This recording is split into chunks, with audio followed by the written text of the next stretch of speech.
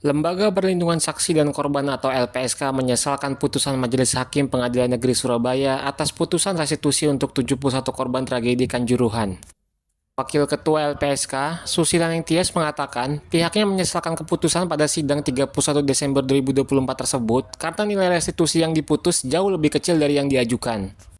Berdasarkan penghitungan LPSK, para pelaku tragedi Kanjuruhan harusnya membayar restitusi sebesar 17,2 miliar. Tapi Majelis Hakim memutuskan nilai ganti rugi yang dibayarkan hanya 1,02 miliar rupiah. LPSK menilai putusan Majelis Hakim atas restitusi tersebut tidak berkeadilan bagi para korban yang kehilangan orang terkasihnya, korban luka maupun pihak keluarga yang masih trauma. Dalam putusan Majelis Hakim Pengadilan Negeri Surabaya, 63 keluarga dari korban meninggal dunia mendapatkan masing-masing 15 juta, kemudian 10 juta bagi 8 korban luka. Pertimbangan Majelis Hakim Pengadilan Negeri Surabaya dalam memutus nilai restitusi itu karena para korban sebelumnya sudah mendapatkan bantuan dari berbagai pihak. Sementara menurut Susilaning Tias, pertimbangan tersebut tidak tepat karena bantuan yang diberikan pemerintah maupun pihak lain kepada para korban bukan termasuk dalam restitusi. Pasalnya dalam Undang-Undang Nomor 31 Tahun 2014 tentang Perlindungan Saksi dan Korban, diatur bahwa restitusi yakni ganti kerugian yang diberikan kepada korban atau keluarganya oleh pelaku atau pihak ketiga. Minta tanggapannya Bu dari LPSK terkait vonis Pengadilan Negeri Surabaya atas restitusi korban Kanjuruhan yang jauh dari nilai penghitungan LPSK. Ya, yang pasti kami menghormati dan menghargai ya putusan Majelis Hakim di kasus ini. Namun demikian kami sangat menyayangkan karena jumlahnya jauh ya dari yang kami perhitungkan. Terus yang kedua juga ini kan nyawa ya dihargai dengan seperti itu.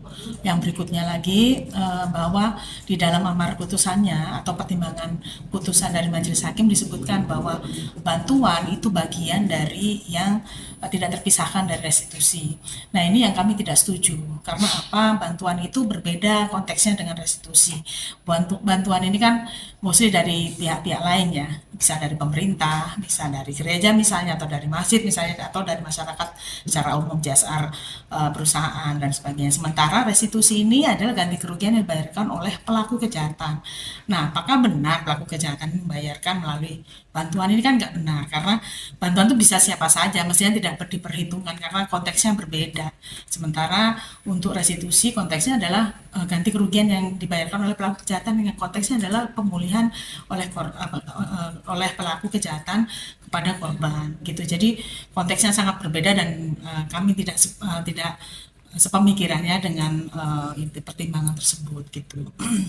Kalau dari 71 korban Bu yang didampingi LPSK, respon dari pihak keluarga gimana sih Bu? Apakah menyesalkan atau masih ada yang butuh pendampingan psikologis Bu terkait trauma mereka? Ya, dari yang kemarin sidang yang kami hadiri ya tanggal 31 Desember itu, mereka semua menyatakan bahwa mereka kecewa dengan putusan tersebut karena bagi mereka keluarga mereka kok dihargai, yang meninggal dunia dihargai sedemikiannya gitu ya, cuman 15 juta gitu ya. Jadi mereka masih emosi bahkan bahkan traumanya aja belum selesai ya. Terus kemudian putusannya seperti itu. Jadi mereka sangat emosi saat ini dan memang mereka lah yang kemudian mendorong LPSK untuk mengajukan banding.